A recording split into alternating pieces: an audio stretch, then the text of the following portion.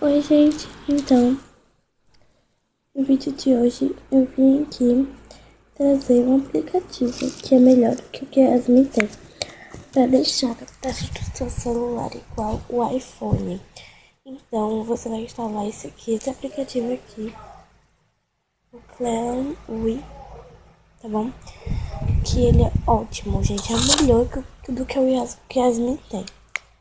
Então, você clicar nele. Quando você clicar nele, já vai aparecer, ó. Isso aqui, tá vendo? Então, você vem pra cá mais uma vez. E vai aparecer ele, minha gente. Vai aparecer aqui em fone. Ó. Tá vendo aí, ó? Muita coisa parecida com o do iPhone. Contatos, recentes, favoritos e tais. Os contatos também são como isto. Deixa eu ver aqui o que mais tá parecido com isto. Não tá querendo passar, meu amor? Sempre tive dificuldade com isso aqui.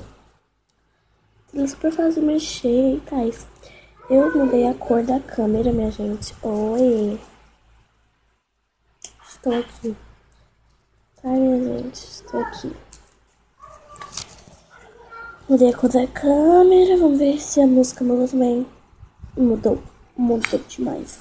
Mudou. Mudou.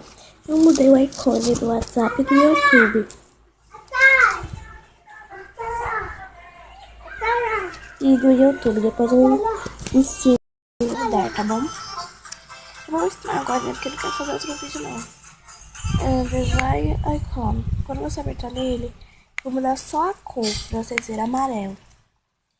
Vou apertar assim também, vai. Vou botar aqui, tipo, uma foto que eu tirei gravando a tela. Esse aqui, vai. Você pode. Pronto. Ficou perfeito, minha gente. Então, se você gostou, deixa o seu like. Se inscreva no canal, gente, pra não perder nenhum vídeo, tá bom? Um beijão e tchau, tchau.